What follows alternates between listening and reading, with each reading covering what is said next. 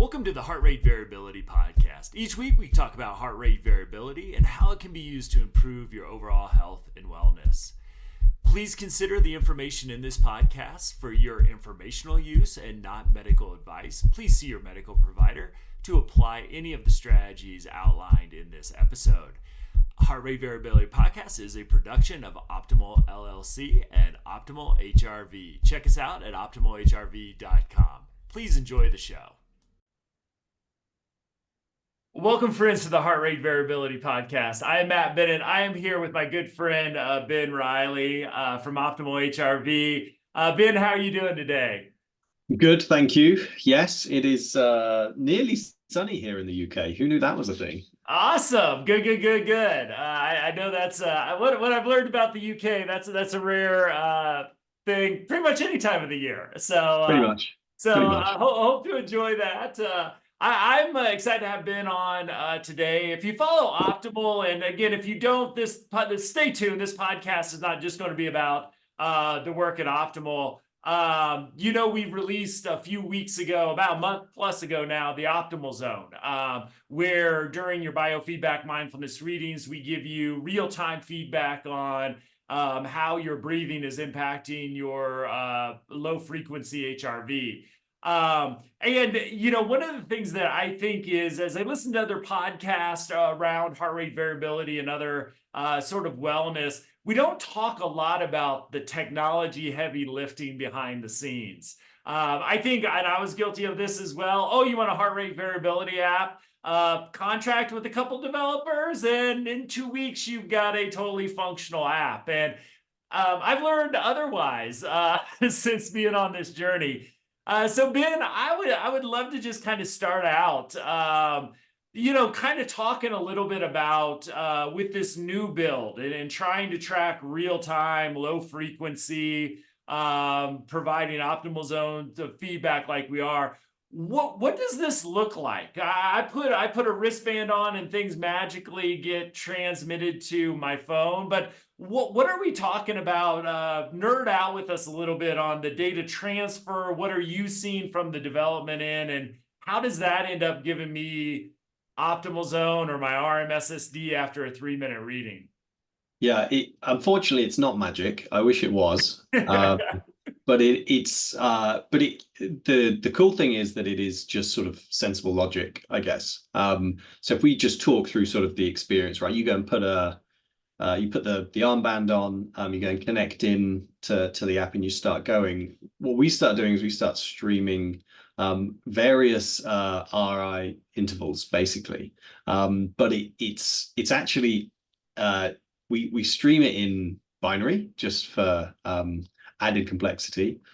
So can I stop you there? So the device, I thought like the device would send you a nice thing called an RR interval, but when you showed me the data, it just looked like a jumble of nonsensical numbers. So you're not necessarily just getting something so clean initially either, are you? No, you're essentially every sample, so sort of every millisecond, essentially, we're collecting some binary code. So it's in 4 little quadrants, and it can be essentially unintelligible apart from when you know the name of your device. So we know that we're looking for HRV devices, and that means that 4 little sequence code to us can be then translated into not just intervals like RR intervals. There's a ton of stuff that sits behind all of the calculations that we sort of stream back and forth. So the logic or the sensible part that we try and then apply is actually what is sort of real and what is not, maybe artifact, which is something that I think people might be familiar with. Yeah, I love that. Like, talk about that a little bit, because artifact's a big issue, obviously. It's if you're sneezing on a trampoline going for a run versus deadly still, it's 2 very different states, right? And so the ability for your sensor to read what your body is essentially doing, we give it challenges, and those challenges get named artifact. And so if we spot particularly low intervals or particularly high intervals, or we see a group or a cluster of data that just seems to be almost idle, like it's just not doing anything, or it's it's like your car has stopped at a traffic light, we can sort of pick that out. And so as part of that binary that we get sent and we start to analyze and have a look at, we'll start to not just take it that it is all real and that it is all true, but we'll start to analyze it. And it's really important to analyze it to make sure that we take out sections of things that just don't quite add up, or are likely, because you've moved around a little bit, and it can be a tiny vibration, like it doesn't take much. Right. But we're also collecting so much data that also doesn't really matter. Like, don't be on a trampoline, right? Don't be doing those things. But so it's just being sat reasonably still is fine for us. But you'd be amazed at the amount of artifact that we have to sort of clean out of your data points to give you the most accurate reading that you can have. And so you don't sort of sit above or below a threshold that is either impossible to reach or just not quite whereabouts you should be. Does that make sense? Excellent. And how you tell our folks, I know we've had these discussions internally, but looking at because if I remember correctly, there was like, if you set artifact too aggressively, you might not have enough data to give people their HRV score. Right. Yeah, and testing, But if you set it too into that. loose, you're not giving them accurate scores. So how sort of do you look at that from the technology side? When we look at artifact, we look at a whole host of different sort of boundaries. So the simple stuff is the low end and the high end. So without going too much into, I guess, some of the numbers and bits and pieces, we sort of set a low end around 300 and our high end around 1800. So anything that sits in that range is seen as being pretty sensible for us. But there are other sort of questions to answer, right? So what do you do if everything is around one of those? So if everything is around the 1800 mark, or everything is around the 300 mark, what do we do, right? Like, do we just see that as maybe the device is sort of set wrong? Do we see it as that actually this is just whereabouts that person is, and they're just right on that sort of cusp of collection? Where we've got particular growth in number, and it just keeps on going. There's typically waves within those intervals. Yeah. And so we sort of we look at all of these different calculations and essentially strip out stuff that just doesn't meet what we would see as being like the highest standard for collection. Like, you shouldn't be able to have big jumps between your interval. You shouldn't go from a 800 to a 1500 and then back down to an 800. You'd see that 1500 as being a bit of an outlier, right? So there's these different kind of patterns and analytics that we run to make sure that things are sensible, and that actually we're not, you're not getting a score that kind of throws your day wildly out of whack. Yeah. So all this is happening before we then apply these incredibly complex. If you've never seen RMSSD, the actual equation, I encourage our listeners to go Google that really quickly and see if that makes any logical sense whatsoever. So Ben, I don't know if when you joined our team, you had any idea kind of what you were signing up for. So is there anything else before we apply another level of complexity on top of this? Anything else we do before we start the heart rate variability actual configuration? Not really. I mean, I think one thing to be super clear on is we do store every piece of data we get, be good or bad, and then we strip stuff out from it. So as we try and learn, as we sort of, as our development team tries to work out how to maintain accurate readings and the rest of it, we want to make sure that actually we don't chuck any of that information away, and so that we can look back at historical records and we can look back at historical readings just to make sure that all of our algorithms that are processing are doing it sort of correctly. But essentially, once that artifact processing piece has been completed, we're kind of good to go. We've got enough to then be able to provide you some serious some serious analysis of your data points, and then also be able to say, all right, here are your various readings and calculations. But depending on the type of reading you're doing will depend on the type of calculations that we run, right? So Right. if you're doing, say, your 3-minute morning reading, it's a little bit different how we process that data compared to, say, a biofeedback session or a mindfulness session. Right. Well, let's with the RMSSD, the 3-minute reading, basically we take all the data that got through the artifacting process, stick it into an equation that I did not take enough school in math to really fully understand what I'm looking. I think there's square roots and all kinds of fun stuff in there. What we put it in there, and then that kicks out the RMSSD score. Am I close to that being Yeah, right? not far off, right? So we're looking at successive heartbeats and then squaring the differences, and then we average them just for good fun. And then I think we look at the square root of that average to get your final RMSD, Yeah. which it is incredibly complex. And I say that slightly casually, Yeah. but from a coding perspective, it's a reasonably straightforward equation. That Yeah. capture process, and then the artifact, or treating that information to make sure it's accurate, and the rest of it really allows us just to plug that into some formula code that we sort of run to be able to push out your RMSSD. So there's terms in some of the software world around sort of garbage in, garbage out, right? So if you Yeah. put garbage into something, you're going to get a poor result. So we like to make sure that everything pre that processing is as good as we possibly can be. And then it means that we can, hit that sort of square root and the rest of it that's associated.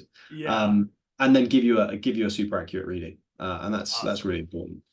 So then, we then embarked on Optimal Zone, and I kind of, when I say embark, I think it was our version of the Odyssey, as long as it took. So, for those that are not on the Optimal app, we've been working hard for again. When I say it's an Odyssey, you could probably read the Odyssey 100 times, as long as it took us to put all these pieces together. So it was a lot of heavy lifting of giving people feedback in the moment. And we can define moment is not necessarily a second, but that 60-second interval. And I'm curious of how that development process, providing real-time feedback, how that was different in some of the challenges we had to overcome to again ensure that accuracy in a more real time way. Yeah, real time is the complex part, right? So the good thing about collecting all of the stream data that we stream that we go and look back historically and provide calculations, even though 6 months ago we didn't have the capability to give somebody their optimal zone against a reading. We can do all that historically, which is super cool. But what we wanted, I think taking things to the next level for us was being able to do it in real time, like driving the car and changing the wheels, or whatever Yeah. metaphor you want to use. So what that means is that we'd have to stream the data so that we are sort of capturing it in real time, and not just capturing it, but storing it in real time, applying some of those calculations around artifact in real time, and then running the calculations also in real time. So essentially what we're doing is we're taking a 60-second sort of buffer, a 60-second loop of information. So first 60 seconds, we're just collecting data, Mhm. which gives us enough to then provide a seriously accurate optimal zone. If you use if you don't have enough data, or if you go too far the other way, the readings are it's not enough to get through. Basically, there's just not enough data to provide sort of an accurate Yeah. reading. So 60 seconds is kind of there or thereabouts in terms of the amount of data that you need.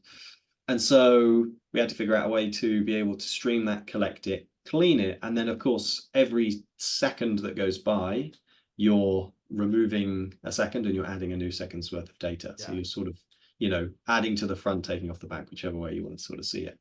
So that was sort of some serious concepts in being able to do that, and then the plethora of problems that can occur. Your phone, you know, what the network drops. Yeah. You accidentally turn your Bluetooth off and on.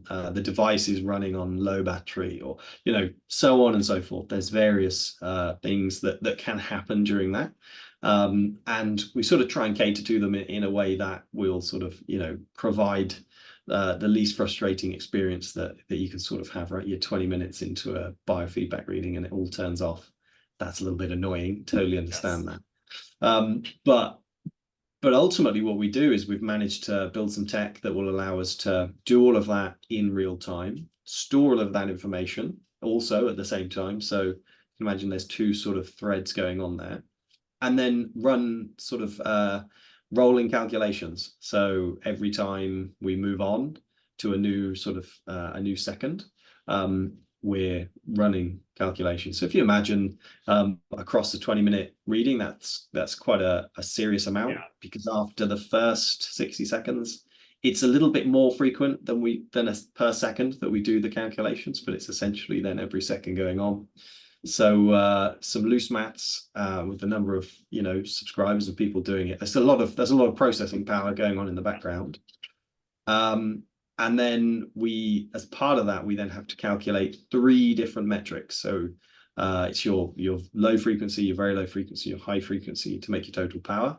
And then as part of that, we want to understand where your percentage of your low frequency is to that total power. So super complex, lots of room for mistakes and error, which is, a lot of testing had to go into it, a lot of trial and figuring it out. When we first did it, we were doing it in sequential minute blocks. So we do a minute and then calculate your optimal zone, and then do another minute and calculate it. But we decided if we're going to do it, we've got to do it properly. Right? We've got to do it real time. We've got to see where people are and get people to be able, so they can train themselves, right? Like if you're Right. if you're into your running and you're trying to run yourself in a zone 2, right, heart rate, you want immediate feedback more than just being able to talk to somebody on your own, right? It's a good starter point, but you want to go and win your race. You're going to get that data points kind of spot on. We feel the same with the optimal zone. So super complex. Yeah. But So it sounds like if you're doing a math problem, it's like doing a math problem, but somebody every second or fraction of the second is telling you giving you new data you have to incorporate into your answer, and just continuously doing that for correct. the length. And then again, then applying all the algorithms on top of it, and then a calculation to get you this one metric. Yeah, I mean, as you think about it, we sort of have to pull together both, so the addition and then removal of data. So Yeah. just the addition of the streamed information. Then we got to chop off the front of it, chop off the back of it, add the back of it, and then we have to decide. Okay, then we have to run 2 or 3 calculations depending on what we're doing. So get your LF, get your total power, and then we have to do the final one, which is okay, and are we in the zone or not? Right? Are we in or out? Yeah. And then as soon as you've done all of that, you got to do it again. You got to do it again. You got to do it again. And then, of course, at the end of it, what we want to do is then start. We essentially collect all of those different calculation points, and then we look to for the entire session, right? So now we've got however many over all of those things, over all of those minutes, be it 2 minutes to 20 to however long you've got on for. How do you then calculate all your averages? Well, you need all of that data, so we've got to store it all. Yes, a minor headache is but it's all, it's great. It's super powerful. So I think the team are very proud of it, but it was some headaches when it comes to figuring out how to do it. Yeah, and there's a constant communication between. I've learned the concept of APIs. It's so much so it's haunted my dreams during this process. But so we're constantly transferring information from the phone into the cloud, calculating it there and sending it back. Am I? Yeah, we'd use the term we're streaming. So Yeah, just like you would stream a movie off of whatever, Netflix. It's that same, TV to cloud server, yeah.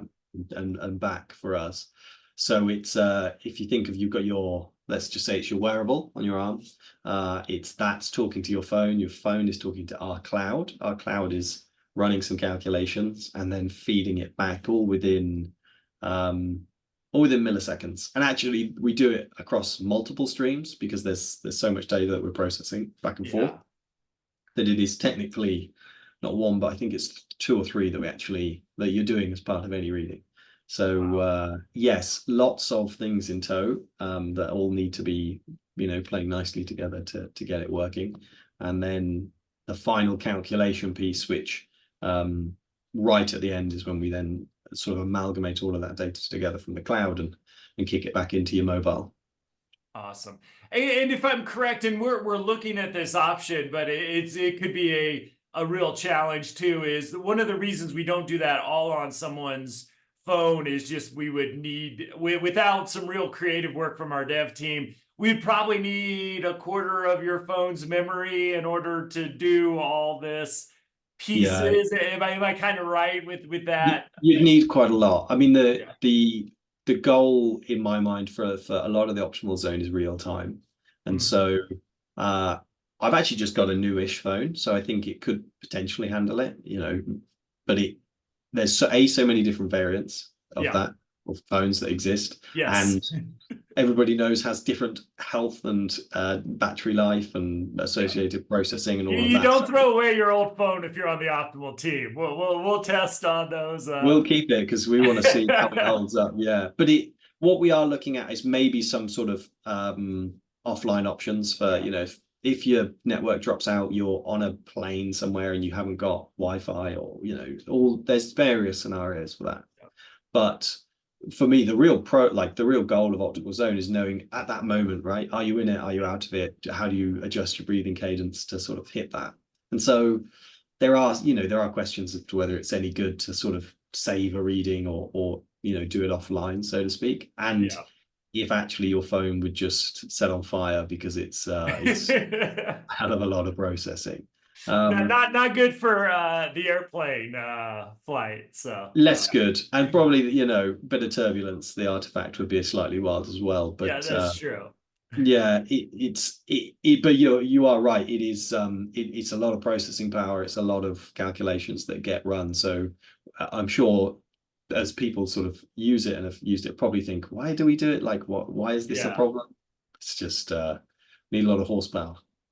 Yep. So I would just kind of like to start to wrap up just by what insights have you gained? I think you and I have been so focused on getting optimal zone out, the testing aspects of it. That I actually this is a real time question that I haven't asked you sort of off just between our conversations, just sort of through the experiences, especially with optimal zone, but just with your experience working with us over the years. What are just some I don't know insights that you have had as you really become an expert on heart rate variability in order to really help us do this? If you don't understand it, I mean, Ina, myself, we can throw things at you, but your learning curve has been so impressive in understanding these biometrics over the years. So just wanted to just kind of see your insights and impressions at this point in your journey too.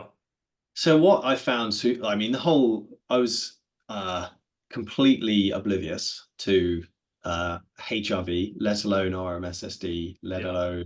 alone frequency domain, time domain, nonlinear stuff, uh, like Welch's parallelogram, power, natural log, like these terms that I've just amazingly rattled off I mean, it's a fascinating world, right? It's truly amazing, and the bits that I've sort of found, especially around optimal zone, right? Just picking on that sort of component, um, understanding some of the mathematics that sit behind it to do those calculations. And so, for example, I know that and I don't even know if I'm pronouncing some of these things correctly, right? This is how much mine has just been sort of self-taught investigation, etc., Yeah. etc.